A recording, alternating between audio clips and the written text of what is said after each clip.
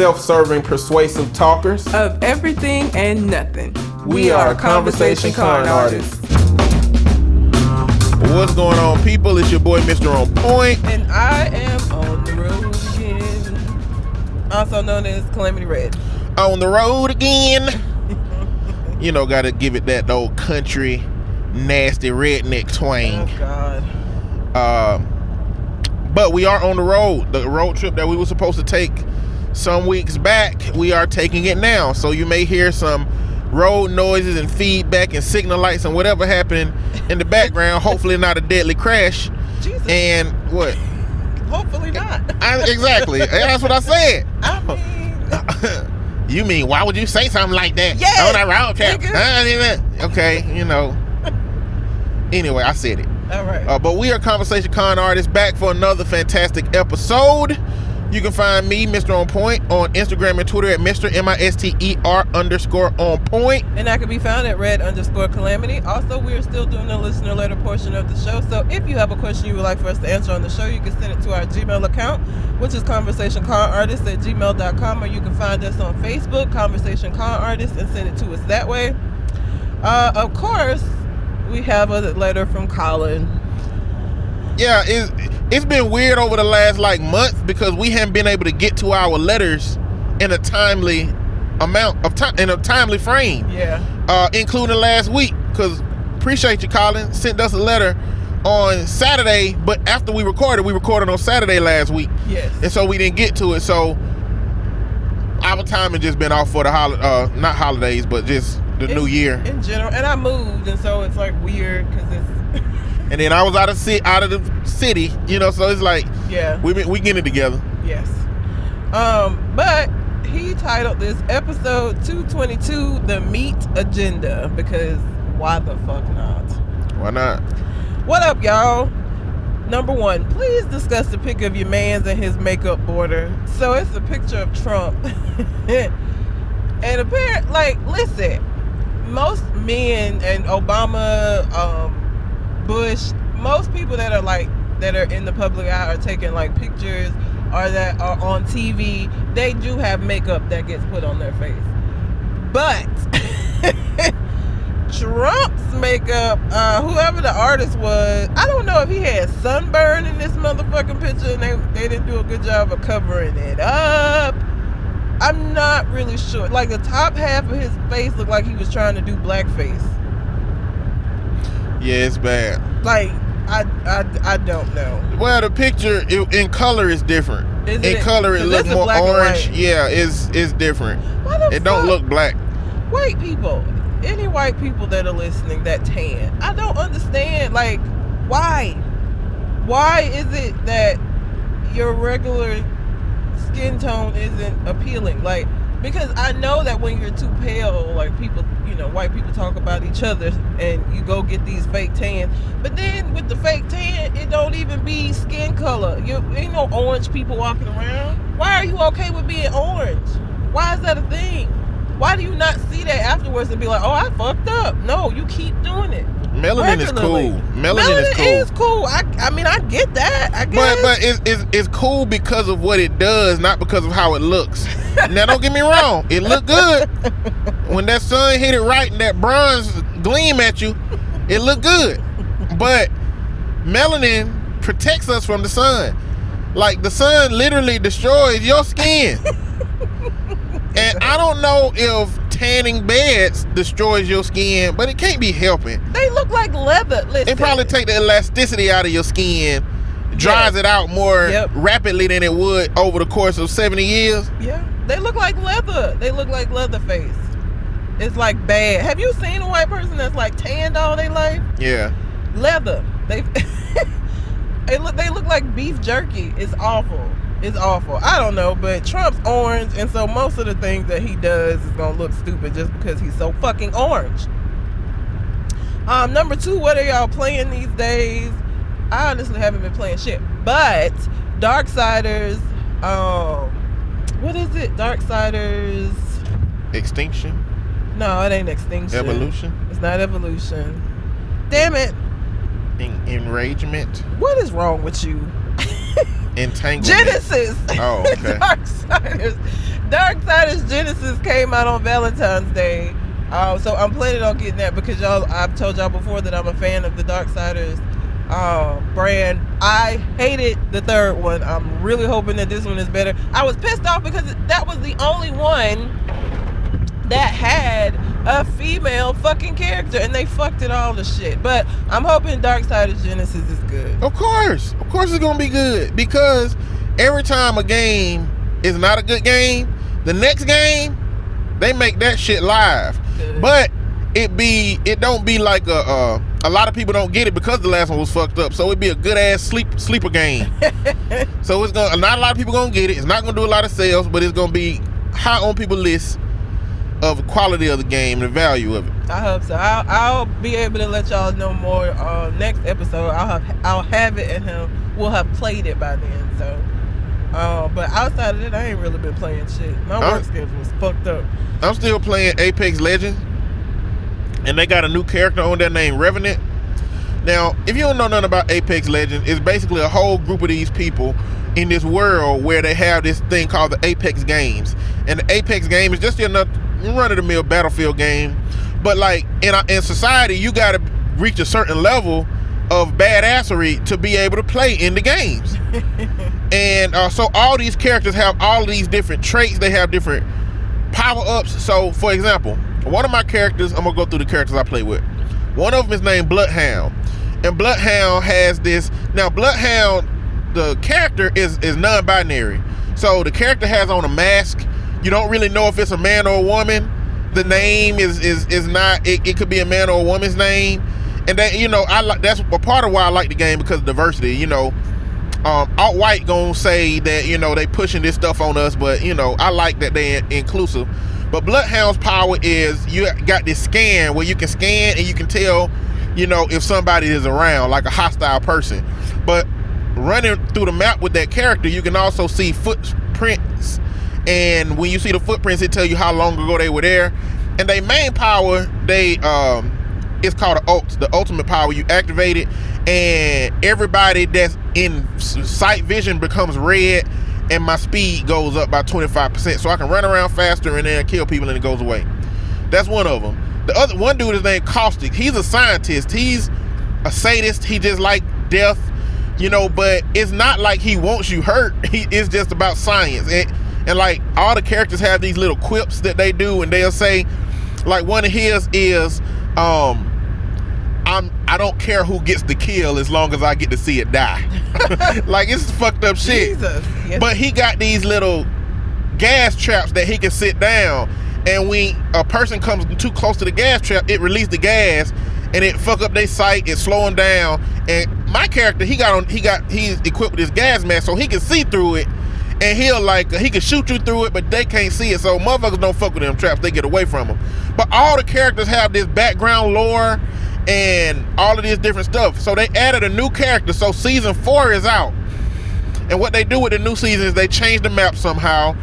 So for this season, a company came in and they put this big extraction system down, and it broke up the ground, and the lava is at the bottom of it. But they changed the map and they added a new character named Revenant.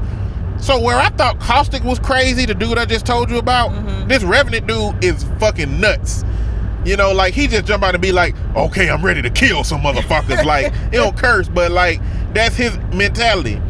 But I've been playing Apex. That's all I've been playing. Apex. I threw Rocket League on. I've gotten back into PUBG. They changed a lot about PUBG. PUBG is a fucking different game. It's way more stable. And the difference between all of these games, people play Apex, it's 3 characters instead of 4, but they play it when they want like a more forgiving battle royale game. I mean, you can get shot a couple of times, get away, you can bring your characters back. It's more forgiving. PUBG is like real life. When you die, you die. But PUBG, the focus of PUBG is the guns. Like the accuracy of the guns, the realistic nature of the guns. That's why people play PUBG. But the other 3 games I've been playing lately, man, I got some computer games, some PC games that I want to get into, but that's what I've been playing. Bro, I got deeper than that. My bad.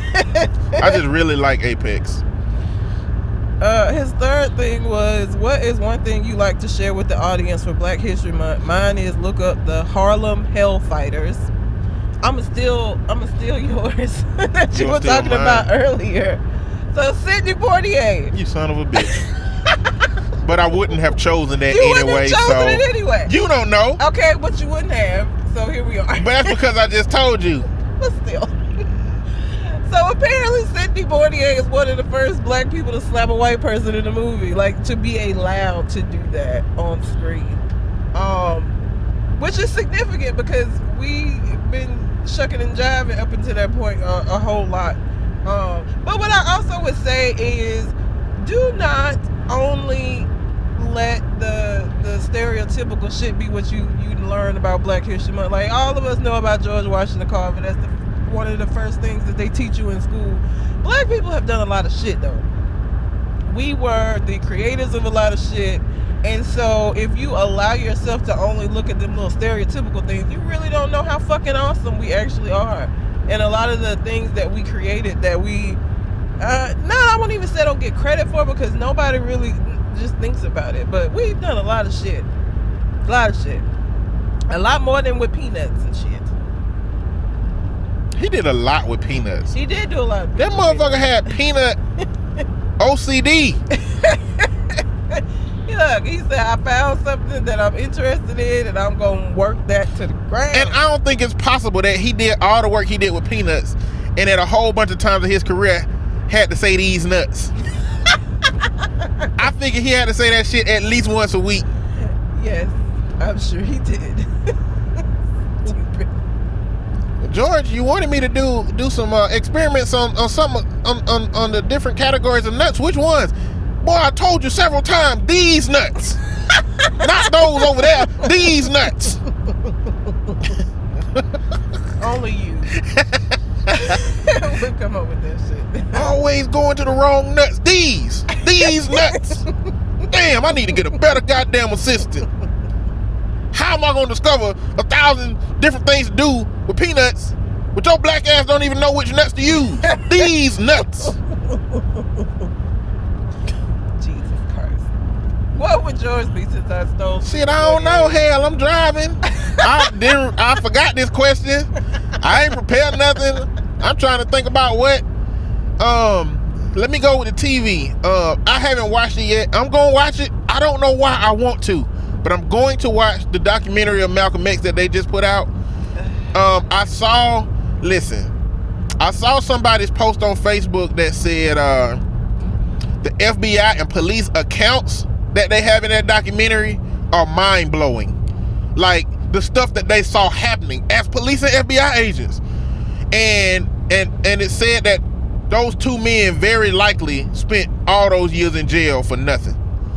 You know, but we know that's the history of the FBI. Like, the FBI has been, like, fucking over black people for a long time in terms of looking for people who could be black leaders and just destroying their lives and shit.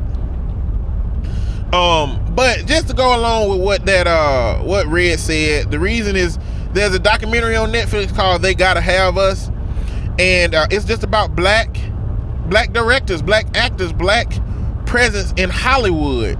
And it's going through, like, it went through the whole history of black presence. And so you went with the Sidney Poitier. I'm gonna go with the Harry Belafonte, right?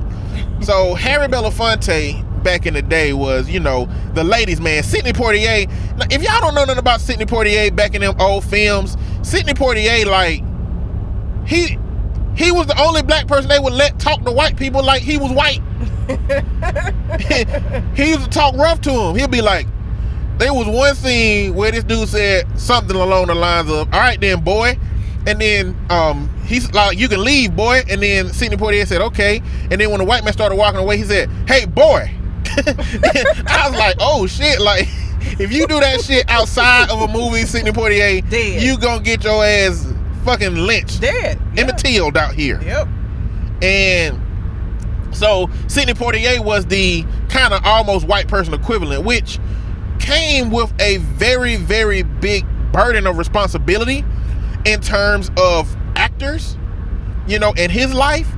But Harry Belafonte was the ladies' man of black actors back then. Like, he was the only one, not the only one, but he was the main one that they let be in movies with white women. But at that time, black and white people emulating anything that would be perceived as a relationship was illegal, highly frowned upon. You didn't want to do that shit in movies. Studios didn't want it to happen, but he still had these scenes with women. And I can't remember the name of the movie. I have to put it up. But there was this scene in this movie where this white woman, they was like out on the beach, and she was drinking out of a coconut, and she gave him the coconut to drink out of. And he said that because of the time, it was illegal to make it look like they had a relationship, but his goal was to make that scene of drinking out of the coconut after that white woman as seductive as possible, so that it could be perceived as being a really sexy, orgasmic type of scene without it overtly saying, you know, being that. And so she drank out of the coconut, and then she looked at him and handed it to him, and then he looked down at her, and they met eyes, and he turned the coconut to right where her lips were, where she drank out of it, and then he sipped on it from there.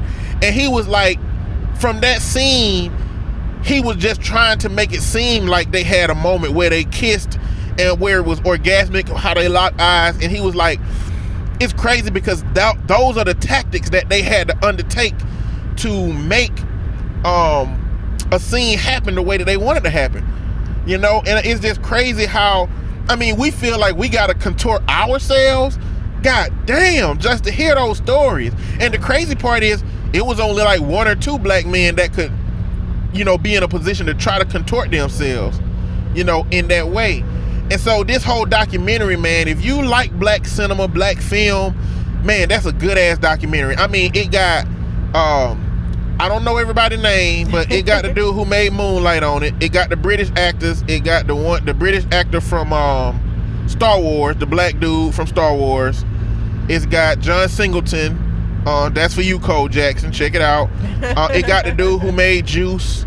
They talk about all of these movies. It don't have Spike Lee in it, but it got all these people that work with Spike Lee, and they just talked about She Gotta Have It, and it talked about the artistic style of She's Gotta Have It, because I've never seen it, and the whole movie black and white. You've never seen She's Gotta Have It? I've never watched black films, but this has made me want to go back and watch this stuff because it's ridiculous. Also, it's another movie. What was the movie that had fraternities in it? School Days. School Days. So School Days, it had the fraternities in it, and at a step show there was a fight. They said that fight was real. Oh shit. They said that Spike Lee, because that whole movie was about colorism. Mm-hmm. It was basically light skin's better than dark skin. Yeah. And Spike Lee even put light-skinned people in better hotels than dark-skinned people for the movie. Fucked up. It's fucked up, but the tension was so high. I get he's trying to, yeah. It is fucked up. I mean, I hope he paid him more on the back end or something, goddamn. But the fight that happened in that movie was real, and Spike just told him to keep filming, but the fight was real. Hell no. And they was like, man, that whole documentary made me want to watch that shit, and I just encourage y'all to watch that documentary. And I still don't want to watch slave movies. It has some shit about Amistad. I can't do it. It has some shit about The Help. I've never seen The Help, and I don't. It has some shit about, I don't know what this movie is, where Viola Davis was talking to a nun about her son getting sexually abused. To a nun? I don't know that one. Meryl Streep. I'm sorry, y'all. I'm really just bad with names. I'm bad with names. I'm horrible with names. If y'all been listening to this podcast, y'all know by now I'm horrible with names. I don't remember the names of no actors. I barely remember the names of people that I meet. So I definitely ain't finna remember them. So I'd be like, you know, the dude that played in this with this. You know who he is. You have to guess, like, what? Yeah, so I'm really sorry about that, but what's the name of the documentary again so they can watch it? They Gotta Have Us. It's just about black presence in our society. So that's my black contribution. That I'm going to go back and watch some shit like She's Gotta Have It.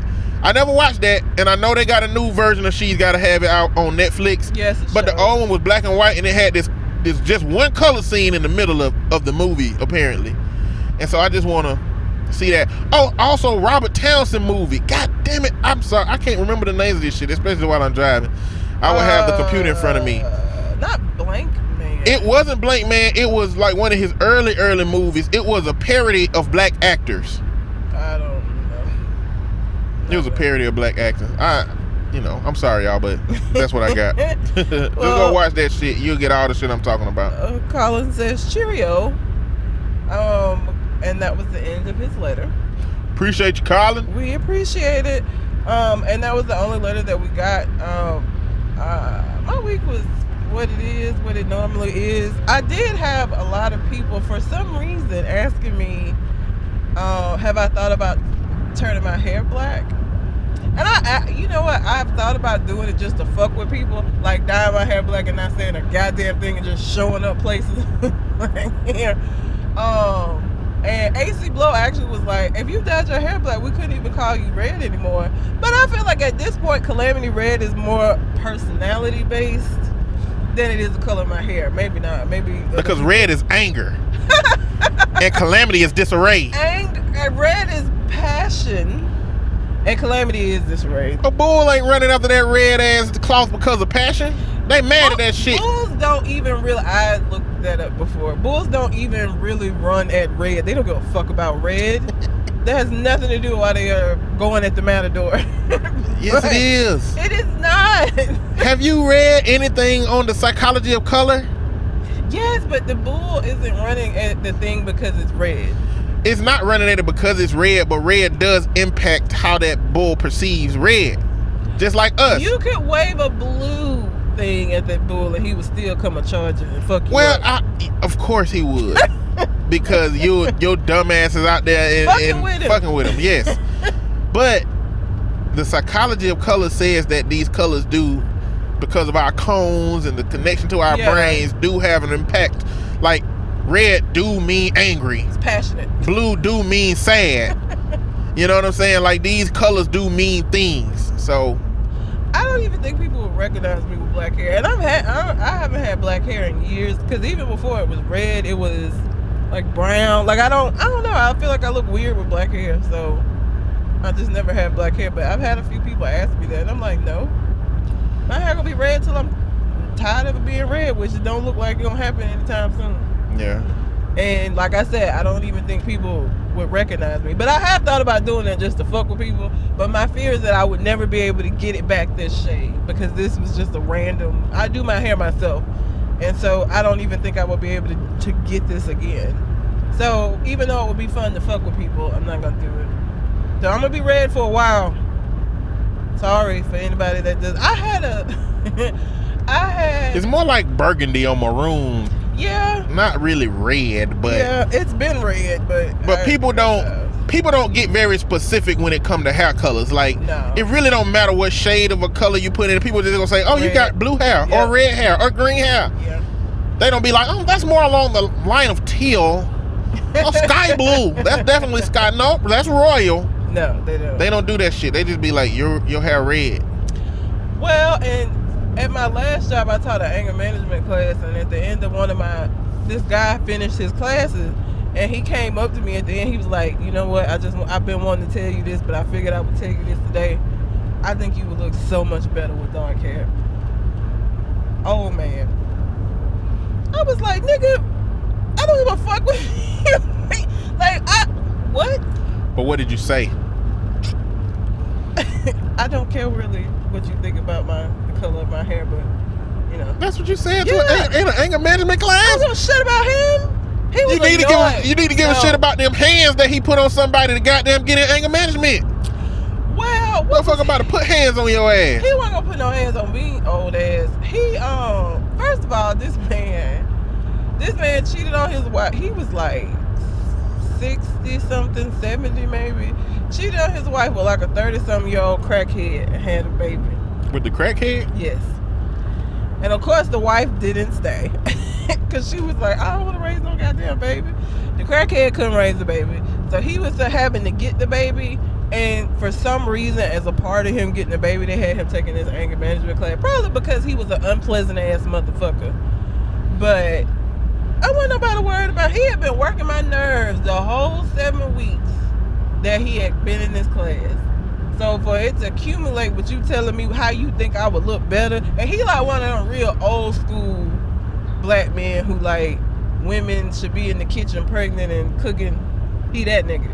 So he really didn't like me because I would get him together regularly. Like, you don't get your ass on. Listen. And when he was like, I'm so glad it's my last class, I was like, I'm so glad it's your last class too. We gonna both celebrate together. Get on my fucking nerves. And that wasn't even the only like thing that he said that was out of pocket. He would always say stuff out of pocket, and I would have to be like, you are lucky I am at work, sir. Lucky. But yeah, I just had people asking me about my hair color, which is weird. And I feel like if I change it, then everybody be like, why'd you change your hair? It'd be the same fucking shit. How was your week? My week was good. Same old shit, new week. It ain't very much that changed about my weeks. I just do the same shit all the time. Work.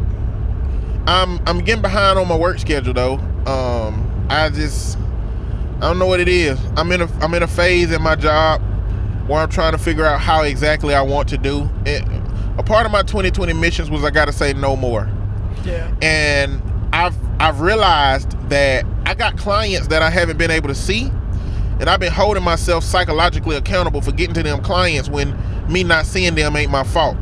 And so I'm going to send some emails to all of the people who referred me these clients and tell them I can't see them. You got to get somebody else to do it so that I can erase them off of my chart. Because as long as they on my chart, I hold myself accountable for seeing them, and I make myself feel bad because I didn't get to see them. And so I can't keep doing that shit. So that's my next thing with work. And then I'm starting to see clients in the office more, which I never really wanted to do. But Medicaid don't pay enough to keep going to the community. I want to work in the community, but the community and the people who refer me, clients from the community, they are not respecting the fact that we pay to be able to go see clients. We don't get reimbursed for gas mileage. Yeah.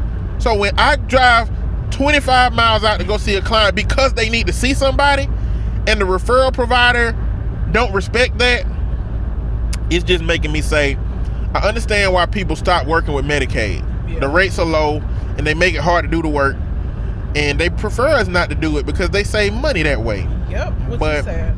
Very sad. But it is what it is. So the only thing I've been trying to figure out about my week is how I'm going to organize my schedule in my life at this point. Yeah. And the clients that's been coming to my office been canceling, and that's a part of the reason why I'd rather go to clients, because I don't gotta worry about retention rates. People come back when they get ready if they come to the office, but if I go to you, I know you there. Yep.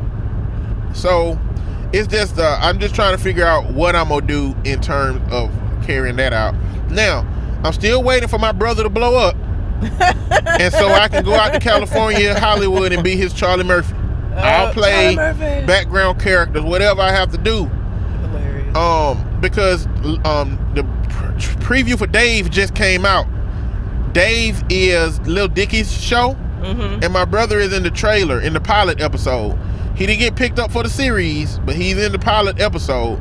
So he's working. Just waiting for his moment. He'll get it. Alright. Well, anything else? No. Alright, if you have a question you would like for us to answer on the show, you can send it to our Gmail account, which is conversationconartist@gmail.com, or you can find us on Facebook, Conversation Con Artist, and send it to us that way. And now we're going to do viral posts. I'm going to do them this week because On Point is driving, because I hate to drive, because I just hate driving. So the first one that I say, and I saved all of these, so like you may notice a difference in the type of one we do, because this is going to be more reflective of what my humor is. Justin Bieber 2020 looked like he's trying to convince Justin Bieber 2009 to get into his van.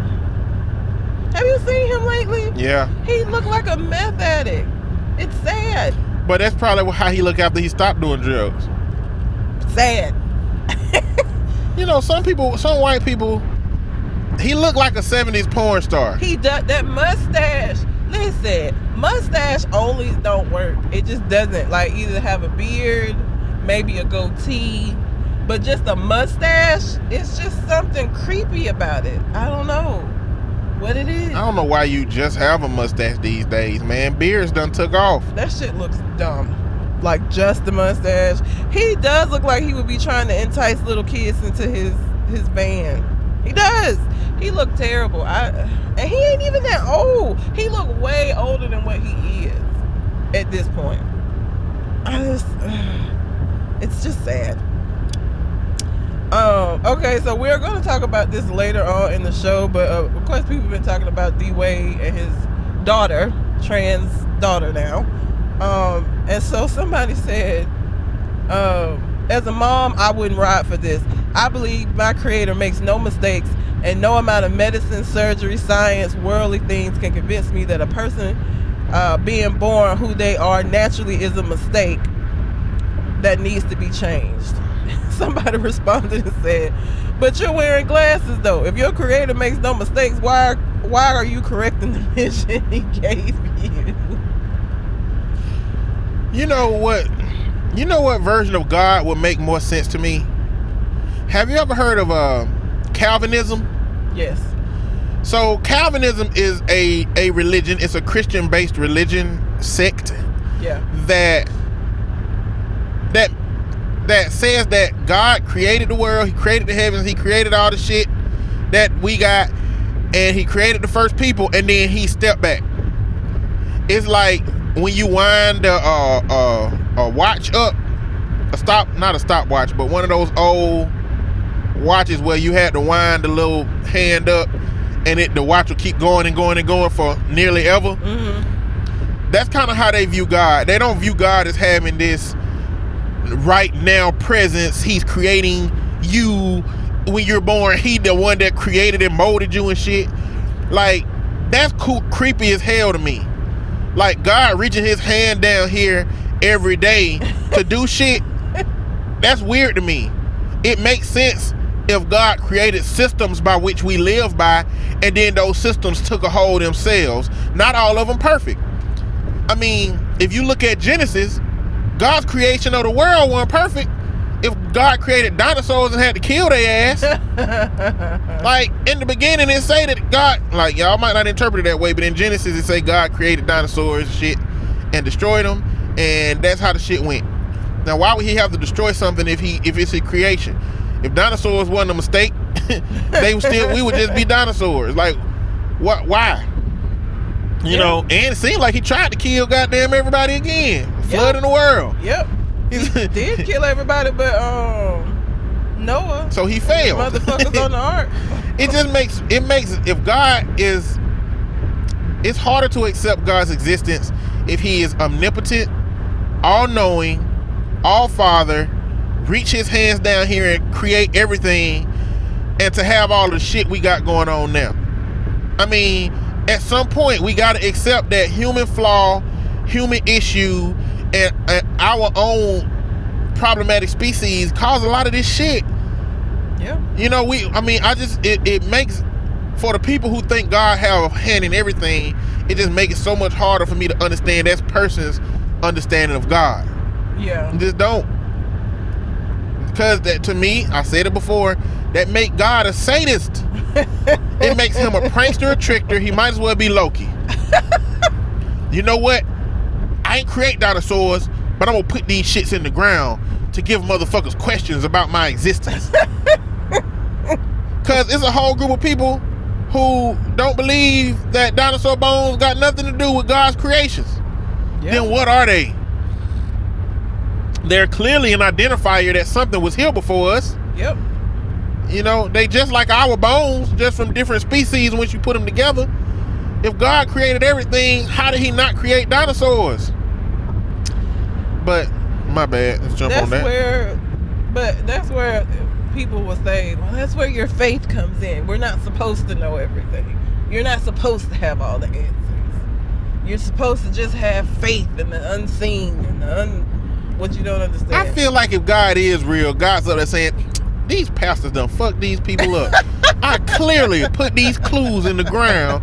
God might have us out here like, where in the world is Carmen Sandiego? We might be supposed to be looking for him through these clues. What if it's like a big, what are they called? The rooms, escape room, What if we're in like a humongous That's what I'm escape room saying. simulation? We fucking up. What if God done created this whole big ass simulation for us to try to figure out how to, get evidence that he's real, and we sitting there saying, no, this is faith. We just gotta believe he's real, and he's like, they fucking up the game. Damn. Never gonna escape. I don't know. Okay, this one. I challenge you guys to ask for clean slates with your women. Tell her everything, even if it hurts. And from that point, do it every day, and I promise you'll have an easier life. No, What? the fuck you will not. If you come clean? Yes, I challenge you guys to ask for clean slates with your women. Tell her everything, even if it hurts. And from that point, do it every day, and I promise you'll have an easier life. There is only one reason you should do this. The only reason you should do this is if you ain't did shit. Listen, this is what I'm. This is the worst advice I've ever seen. First of all, you ain't gonna get a chance to do that shit every day, bruh. You're not. That first day that you do that is gonna be over. Who in the fuck? What kind of advice? Listen, I'm not saying that you shouldn't come clean. I'm saying that you shouldn't do shit to have to come clean too. And to come clean every day? What are you out here doing every goddamn day that we gotta have a sit down in the evening? Baby, this is what I did today. I'm sorry, baby. I ain't take a bath today. I didn't bathe. So you suck my meat dirty.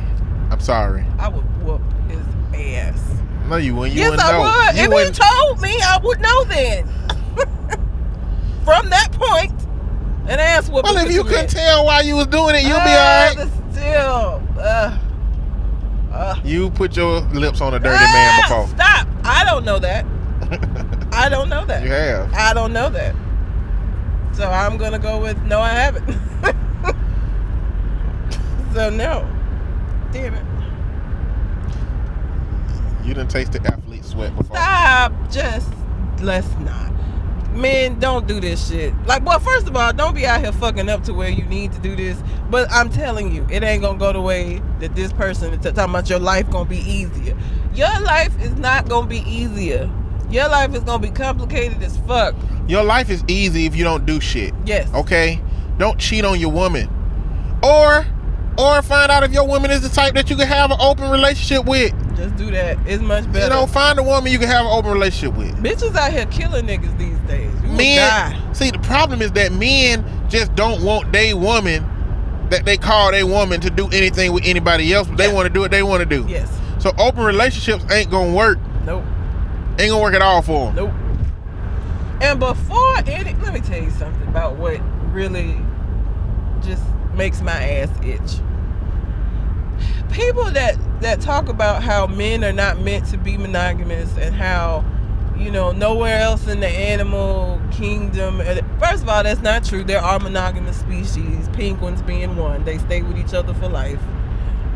So first of all, that ain't even true. There are animals that stay together. Two, you do realize that if you want to do that, if you want to make that argument, that them same animals, the same female animals, they pick whoever the fuck they feel like is gonna be like the best fit or make the best babies. So that means that she not gonna just be with you. They fucking other people too. She gonna have a baby with whoever is got the strongest genes and gonna be able to take care of the children. That's what animals do. So you still gonna be in a situation where you fucking and she fucking. I think men like to use that as an excuse, and they conveniently forget that women have been regarded as property, and we've really kind of controlled women throughout the course of history. Yep. And it's like they use that history to justify why women haven't chosen men. But it ain't about that. It's not about, this natural predisposition we have. We just been spoiled. Men been spoiled rotten over the course of time. We've been able to pick a woman and be like, you mine, bitch. And then she come with us. And men could be like, I don't like you no more, bitch. You gotta go. And then we just get another woman. And that woman is now, she damaged goods. Nobody want her now. Yep. Like, that's been the history of men in this country. And people act like that, all of that conditioning based on how our system was created is somehow a reason that means that men, you know, are not monogamous and women are monogamous. You know, and the reality is non-monogamy is consensual non-monogamy and non-consensual non-monogamy. Non-consensual non-monogamy is cheating on somebody. Yes. That's you being not monogamous, but without another person's consent. There is a such thing as consensual non-monogamy. That's you and another person choosing that it's okay for y'all to do things with other people. You know, men, if you want a woman that's going to be monogamous for you, you have that conversation. Or be monogamous with a woman that you with that wants monogamy. Or accept that she wants to do something else outside of you. Do not expect monogamy from her and you don't plan to give that back to her. Don't do that. That's just dumb. Find somebody who wants to have an open relationship. They exist. I think a lot of times the problem is, like what you said, men want to be able to do what they want to do, but you don't want the woman to do what she does. So if you get a woman who wants to be monogamous and you stay with her and you doing what you want to do, then you have the best of both worlds. And what ends up happening is niggas die every day behind that beat. Women kill niggas. Like, don't do that. If you want an open relationship, it has to be open on both sides. You cannot expect that from one person and not give it. Just can't. It's not fair, not how it works. The next one, dear anti-vaxxers, now is your chance to go to China and prove us all wrong. What? Coronavirus. I know. We ain't got no vaccination against coronavirus. Right? How would that prove anything wrong? Well, if we have a natural... Anti-vaxxers don't believe that, you know, you should be getting the vaccinations to avoid these illnesses. So that means, you know, they haven't had any vaccinations. So by proving us wrong, I guess mean that by them not having the vaccinations, their immune system is so strong, they can go to China, not get the coronavirus, come back and be like, ha bitches, y'all immune system just so weak because y'all putting all of this shit in your system. I think that's a little bit too extreme. Like, I think anti-vaxxers do understand that there's diseases out here that'll fuck your ass up immediately. Like, I don't think they can fight AIDS. You know what I'm saying? Like, I think that they do. I hope that they do understand that there are diseases out there and viruses and viral infections and all kind of shit that, like, it don't matter if you are vaccinated or not. It's shit. The body ain't prepared for some shit. Like, vaccines help a specific thing. To prevent it. Yeah, to prevent a specific thing. I mean, I know that they have to understand that there's not a vaccine for everything that exists. There isn't. And taking vaccines that we take at birth ain't to help from any ailment. So I think the person who wrote it from a place of ignorance as much as they trying to highlight the ignorance of motherfucking anti-vaxxers. But, you know, they both still stupid, but I mean, I try to give them a little credit of understanding something, goddamn. So, Valentine's Day just passed, which I don't give a fuck about. I don't give a fuck about Valentine's Day even when I'm in a relationship. I just don't. It's all that means to me is we can't go get nothing to eat because it's gonna be fucking packed everywhere. Like, that's all that means. I ain't never been no big Valentine's Day, and I hate, like, I talk on the show all the time about how I don't eat no motherfucking chocolate. So Valentine's Day, only thing it means to me is a day for me to see if this nigga been listening. Because anybody that bring me a box of chocolate, you just doing what you do for every bitch. I've told you I don't eat chocolate. Why? What is this? We already talked to you about what a man got to do for you. What? He got to bring you a box of chocolates, but he had to take all the chocolates out and replace them with Starburst. Yep. And so you're going to see the pack and you're going to be like, oh, this nigga don't know me, fuck him. And then as soon as you open it, you're going to be like, oh, he do know me. Oh, he's so romantic. I want to be with him forever. Yes, that's exactly what would happen. Yeah. Yeah. I'm mad y'all know me so well. We had this conversation before, did, and I gave a PSA. Men who are listening right now who may end up being with Calamity Red, do that shit. Yeah, because I would blow up when what, really? Chocolates? Chocolates. Yep. How long we been together and you bringing me chocolates in the house, my nigga? Chocolate. And then I would open it and be like, oh. Shit. Thank you. But I brought up Valentine's Day. Let me tell you something about hotep ass people that like to just make up shit. Like, it's enough that has happened to us without us making everything about how the man done held us down. Do y'all even know the backstory behind Valentine's Day? Back in slavery, slave owners used to take out the hearts of their slaves as pure entertainment. And y'all really want to sit here and celebrate this? No. That is not where Valentine's That's not true. At all. And somebody put a picture on there with advanced nigga theory.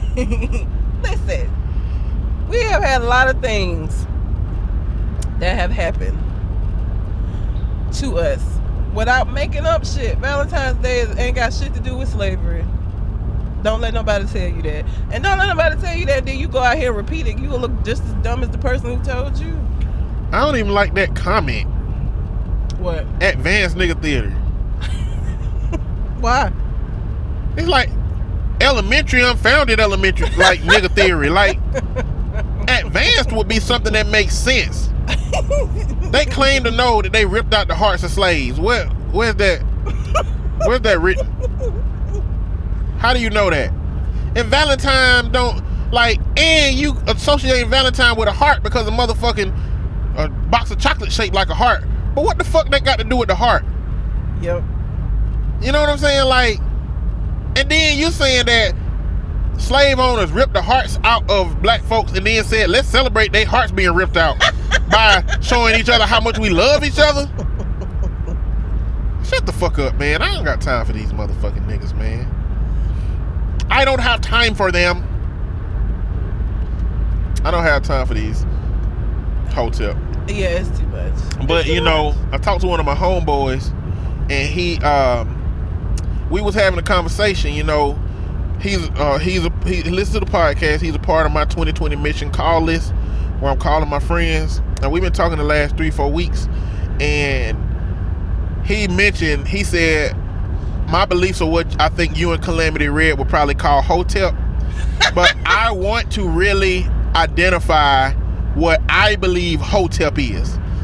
Okay. I mean, I know hotep is a specific thing from Egypt that has some connection to black history.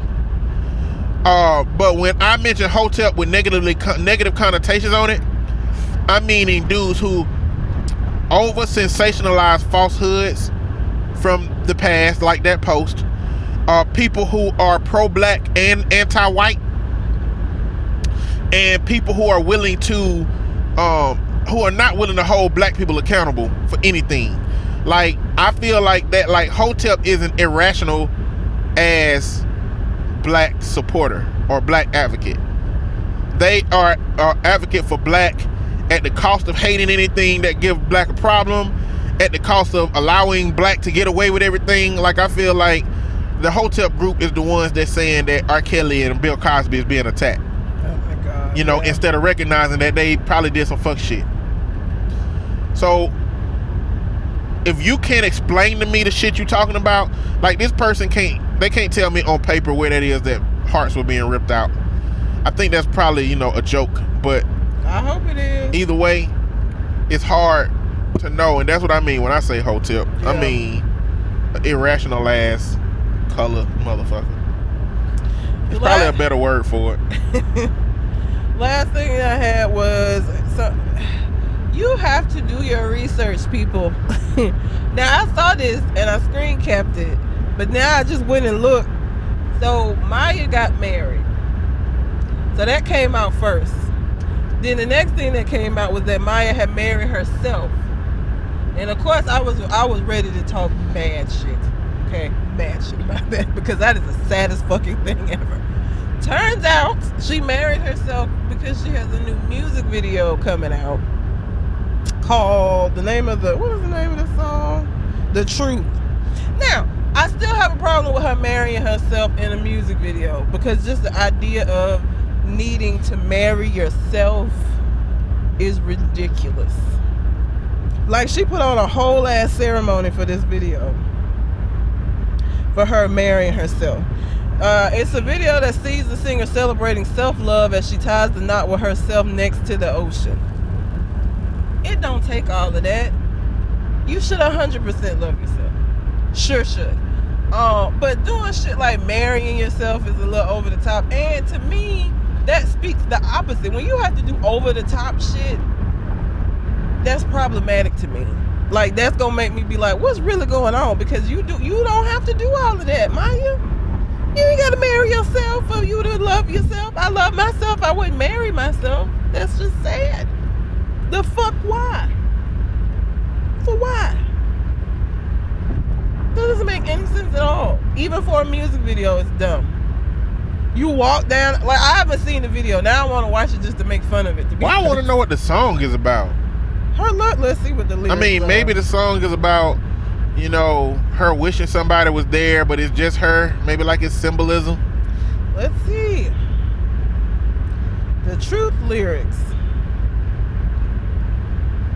Wait, is this says 2015. Is the video old? Is the article old? The article wasn't old. Let me make sure. No, 2020. But the lyrics that I'm seeing is called The Truth. Maya might have an old ass song called The Truth. Put That The she Truth just 2020. now- Nah, The Truth is, it sound like a common name of a song. 2020 version. Nope. It's about her loving herself. Damn, it's just so crazy. So crazy that I finally realized that you are always here and I'm just not noticing. But baby, watch it and just listen. You've been here before I could notice, way before I knew I don't want to hear love. anymore. I don't want to hear anymore. Why not? It's Baby, just you a whole the song truth. about her talking about herself as if it's a lover. Yes. Yes, it is. I guess the next question is what size dildo she taking to the I mean, to the listen. honeymoon? And do she got one of them suction cups on the end where she stick it on the wall? Maybe she got more than one. I wonder if she got a white one and a black one. Listen. Or just a black one. Or one of them real big ones that it don't look like it's reasonable that it be inside of a human, but I'm ignoring. they get it done. Listen. That has the opposite effect. There are songs that you hear that make you feel empowered, that make you feel like, yes, you know. This ain't one of them songs. That just make me feel sad for Maya. I don't want to marry my fucking self. Again, self-love, that it doesn't have to go that far. And if you're having to do that, to over the top, marrying yourself, writing the whole goddamn song, that's going to make me be like, does she really love herself? Don't protest too much. It's too much. Why are you doing all this? Show us that you, like, I'm a big actions person. You can write a whole goddamn song, but if I cannot see in the way that you live your life that you love yourself, you don't love yourself. You can say whatever the fuck you want to say. She may love herself. She may, but this is ridiculous and sad. It's sad. Makes me sad for her. Sad. Real sad. She probably in an open relationship. With herself? Huh? With herself? Of course. That's how she has sex with other people. Oh my God, I don't even want to. Monogamy, if you marry yourself and you're in a monogamous relationship, then you celibate. Yeah, That's just all that is.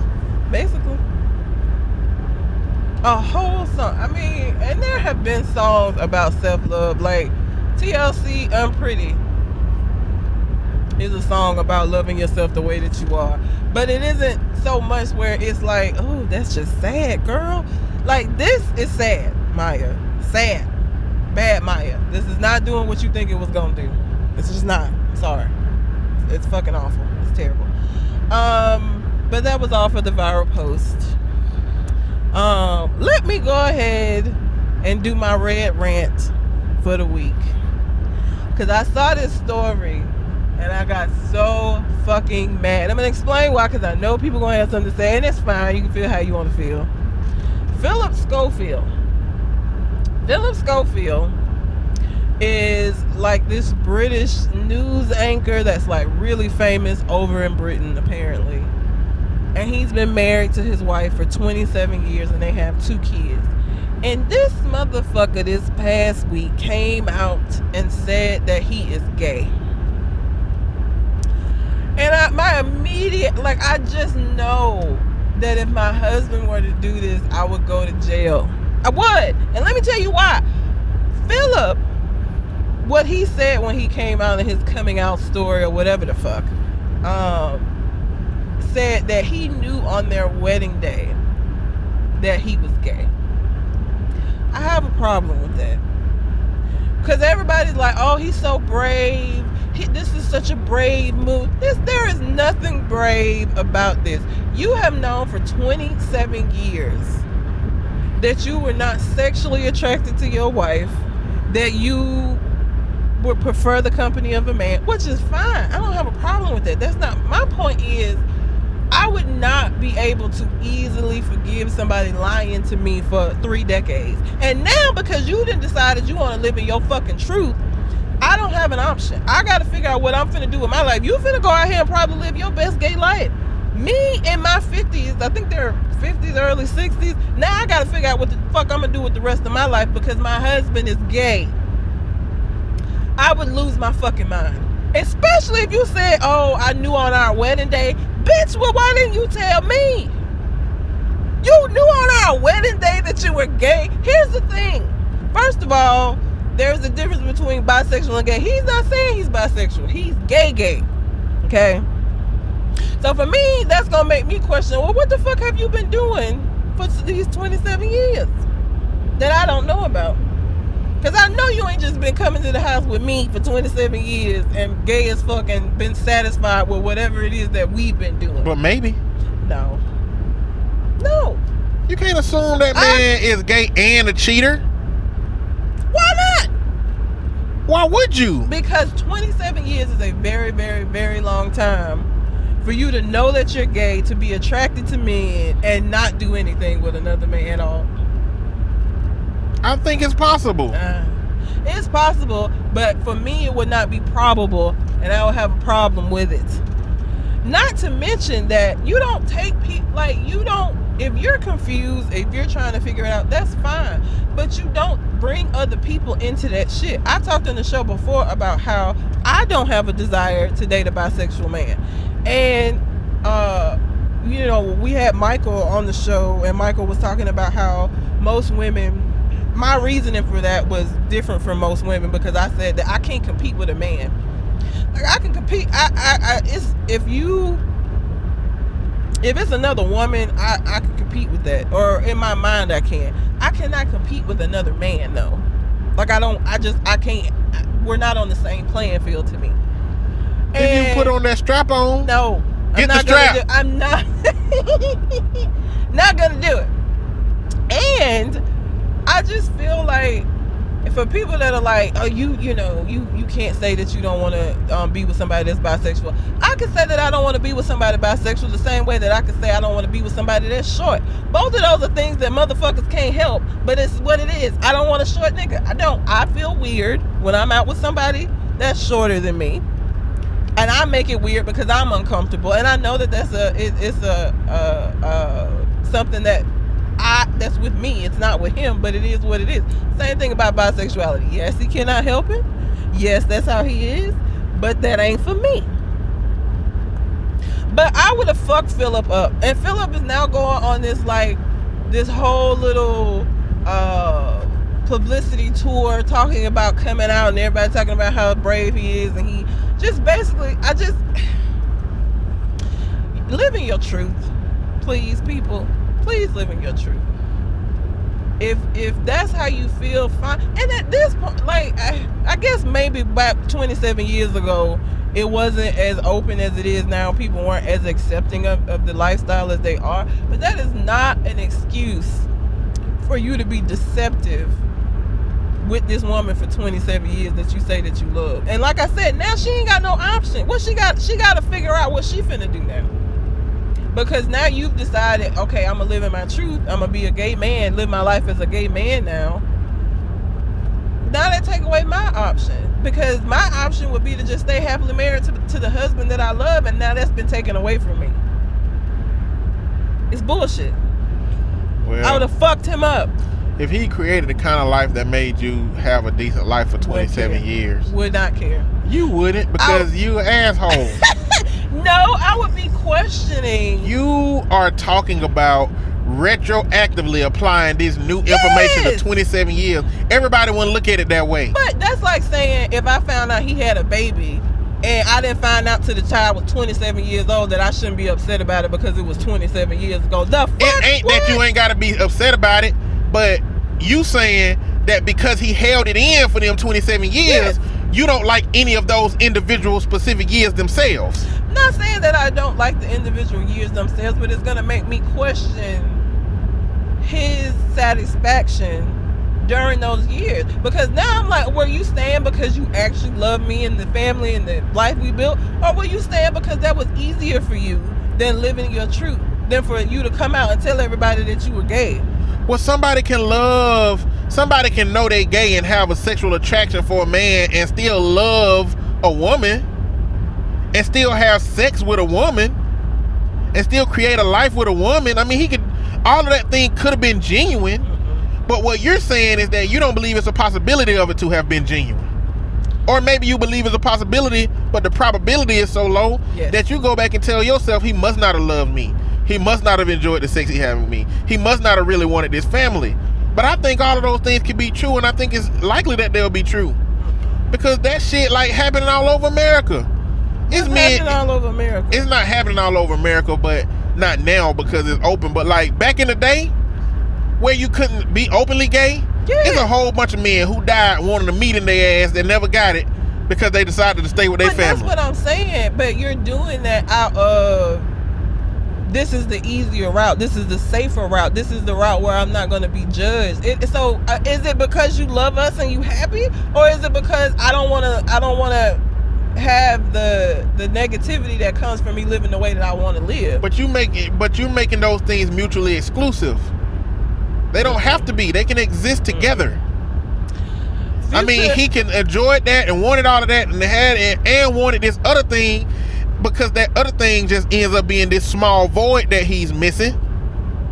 It ain't small though. If after 27 years it's bothered him enough to where he's ready to end this relationship that he had with his wife so he can live in, it ain't small. That's not small. Well, it was a small void till it became a big one.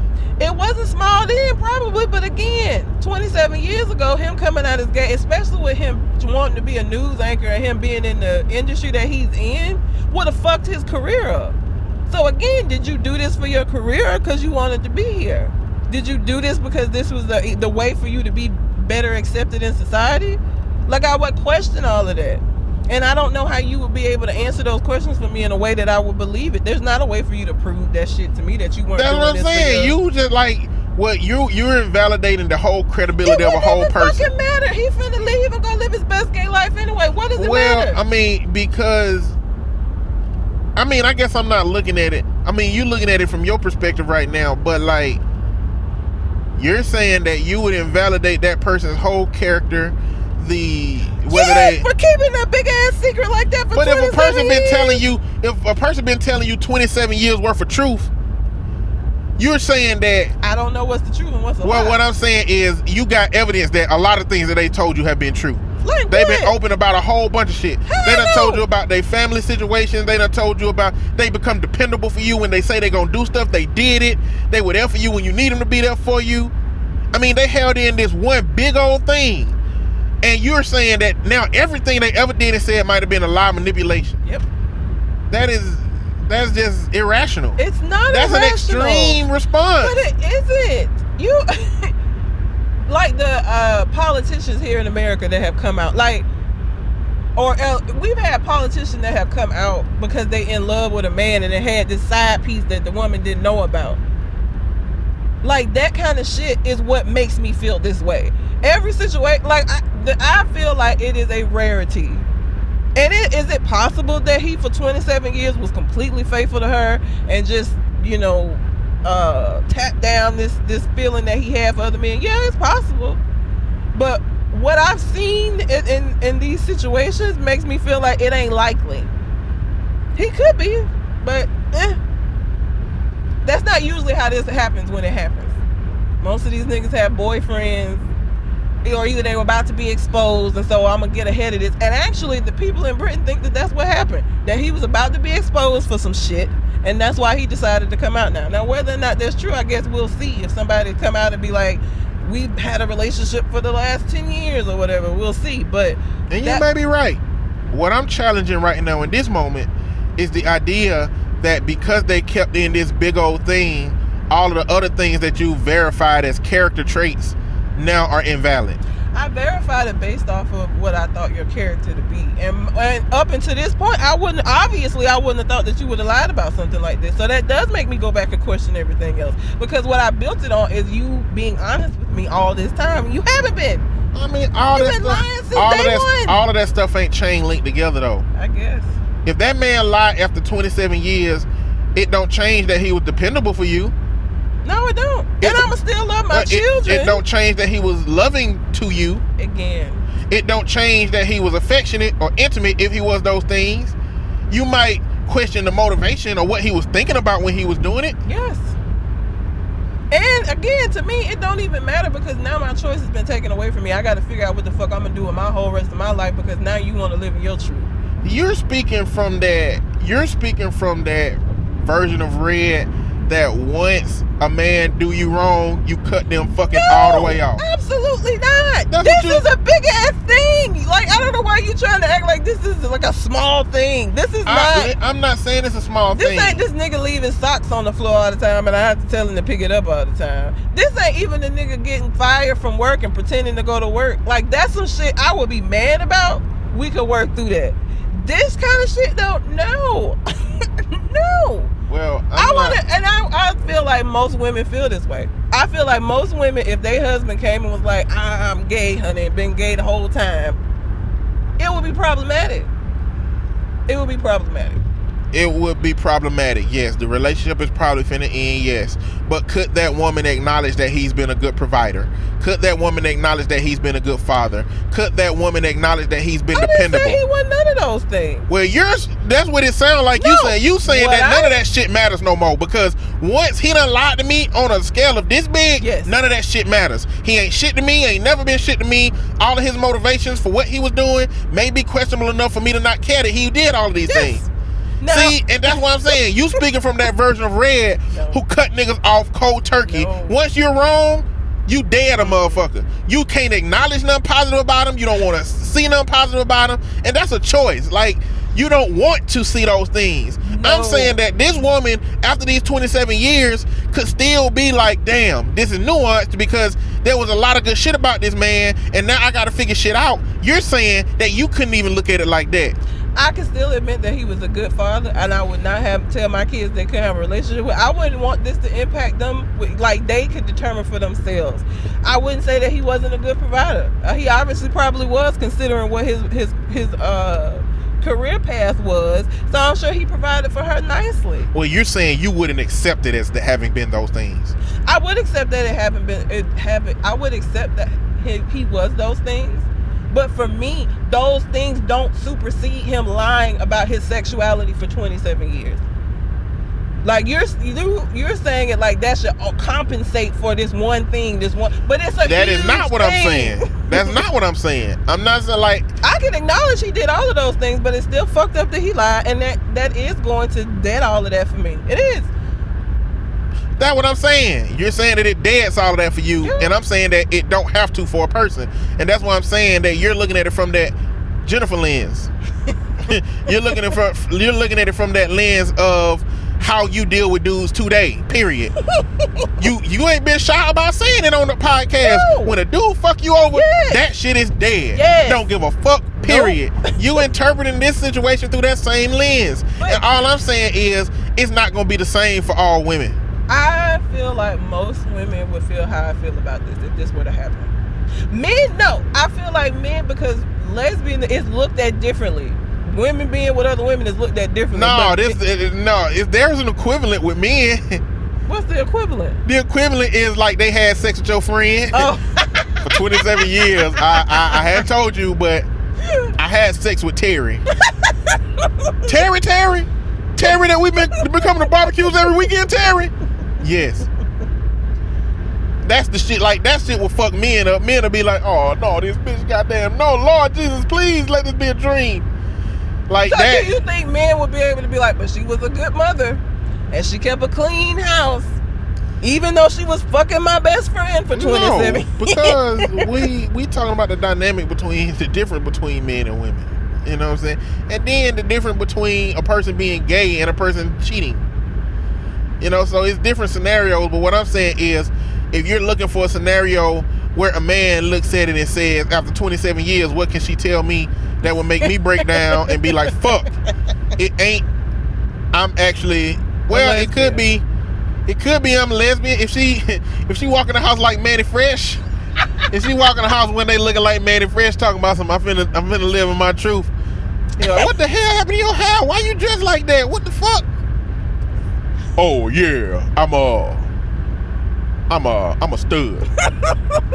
I love women, and I know that we kind of been in a relationship for a while, but I really got to live in my truth. I can't be with you no more. You know, that shit. Jesus. That's the equivalent. That'll fuck them up. Yeah, I'm sure it would. While we're talking about sexual orientation, though, I feel like this is a good segue into Dwayne Wade's son, now daughter, Zaya, I think is what she wants to Zaya. go by. Listen, let me tell you something. First of all, I just want to say to everybody who is so sure that this is something that's being pushed on this little boy, that he's too young to make this decision. If it is a decision, did you choose to be straight? Did you decide at some point that you like girls? You went like, oh, maybe either or. No, you felt that way. And at 12, people are having little boyfriends and girlfriends. So don't tell me that 12 is too young for you to know those kind of things, because you probably had some little girl that you were sneaking kisses to at 12. If it is a choice, it's a choice across the board. And that means that all of the heterosexual people are choosing daily to be straight. Daily. And at any point, you can flip-flop. No, I can't. And you can just decide that you like meat. No more vagina for me. I can't make that decision. Me being straight is not a choice. It is not a decision. If being straight is not a choice, being gay, being trans, those aren't choices either. You cannot have it both ways. If it's a choice, it's a choice. And you choosing to be straight, and you could decide you want some meat one day.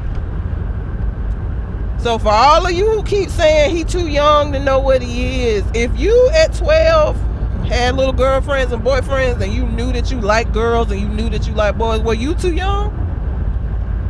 Were you too young at that age as well? Because that's never made sense to me about people that say that. You're not looking at it from the lens of what you are. You didn't choose that shit. It is what it is. I like men. At no point in my life did I say, all right, niggas is what it's gonna be. That's just what it is, niggas. No, it just is what it is. And so and the thing is, D Wade was not gonna win either way. If he was upset about this, then he would have had everybody telling him how he was a horrible father, how love is supposed to be unconditional, and all of this shit. He's accepting and embracing of his son, and he pushing this on him. 12 is too young for him to know what he is, and all of this shit. And it's like, yo, come on. I think people focusing on the wrong thing in this conversation. People are not using this conversation to, and I know why. People aren't using this conversation to ask themselves, what would I do if my child bought something to me that I don't approve of? They're using this because they believe that the way that this come about is that D Wade pushed it on them. And so they believe that if they don't push it on them, then their child not going to be this stuff. But it's a lot of families that's going to have a rude awakening after this shit. Listen, it is kids every day that be getting fucking disowned by their families because the families don't agree with it, have never agreed with it, have never pushed it on them. So what is it for those kids? The kids that grow up in like super religious homes, where from the time that they're able to before they even able to really realize anything, because we Christian babies before they even are capable of making that decision. What about those kids that are raised in those homes who never were exposed to this and never had anybody tell them that it was okay, yet still are gay? What about that? Who pushed it off on them? Who was it? Who did it?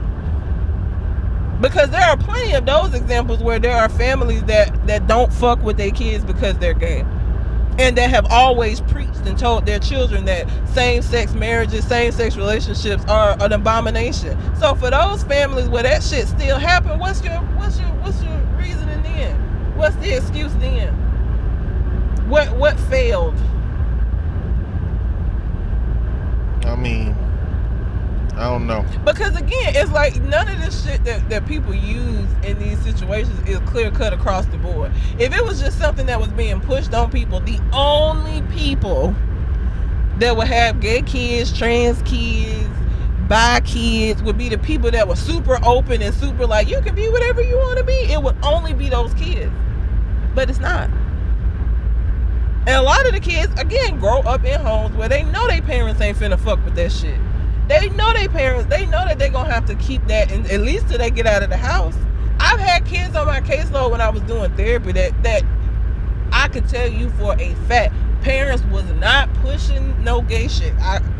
The exact opposite. Well, what they're gonna say is it ain't the parents that's pushing it, it's society that's pushing it, and the government. It's society and the government that's pushing it. Maybe not the parents. So what about before? Because this openness that we have, and it still ain't, I mean, we still got a ways to go, but the openness that we have about the gay community, this is a fairly new thing. So who was pushing it before the world was a little bit more open to it? When people were having to have roommates. That's my roommate. Everybody in the family already knew who it was. That's her roommate. She never got married. She never had kids. She just lived with a roommate. Who was pushing it then? Because again, if that was the case, gay would never have existed up until now. Because it wasn't pushed. Shit has been illegal before. It's still illegal in some. There are places in the world where it's not pushed at all. You could go to Saudi Arabia or some of these places and get locked up for doing some gay shit. So what's the excuse in those places where it is not acceptable by the government and it is not accepted by most people within the communities? Why is there gay people? Who pushing it on them? And they risk stand to lose a whole lot more in being gay than the motherfuckers over here, because you literally can get locked up for that shit. It's illegal. Well, my thing is, regardless of what you believe the reason is for whatever, what do you do when your child walks up to you and says something that goes against what your belief system is, or your morals are, or your ethics are? In D Wade's case, his son came up to him and said, "Daddy, I'm a girl, and this is who I want to be." And D Wade made his decision about who to do it. But what are you gonna do when your child do that? And it may not be something as extreme as trans or even as extreme as gay. What about when your child walk up to you and say, "Daddy, I'm an atheist"? What about when your child walk up to you and say, "Daddy, I'm not monogamous"? You know, what if your child walk up to you and say any number of shit? "I got a girl pregnant." It's a lot of shit that your child is gonna potentially walk up to you and say that you don't agree with. And for those of you who have such a strong rhetoric against homosexuality and the agendas that the government and them have, I pray that shit don't happen to you. I don't want my kids to be gay or trans. It ain't because I have a difficulty accepting my child. It's because I know what gay and trans people get in this shit. Yep. And you already black. Already black. My child already gonna be black. So it's like, yeah, you black, we black. We don't need no extra shit on top of your blackness to help you navigate. That's the only reason I wouldn't want my child to be that, because this is what it is. If we had a society that accepted everything, I really wouldn't give a fuck what my son came out as, because I knew that it wouldn't have nothing to do with how I parented him or not. That's just how he came out. That would just be how it be. Yep.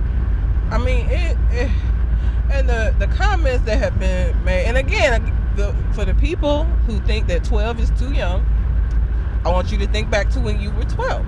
And now you ain't even got to think back to when you were 12. If D Wade's son was 12 years old and was holding hands with a girl, everybody be saying that shit's cute. Oh, look at him. Look at him he got him a little girlfriend. People will be saying that shit. Yep. Like people will rather contort the ideas of what creates homosexuality and trans existence. They rather contort themselves to convincing themselves that it means something different than what it actually means. And that's problematic. But realistically, this don't okay, you don't agree with D Wade. But calling him a horrible father, what? No. The definition of a horrible father is a father that ain't there raising their child. Yep. And you know what? If you think a man being there for your child, if you think men being there for their children is what reduce homosexuality, then why you ain't holding men accountable?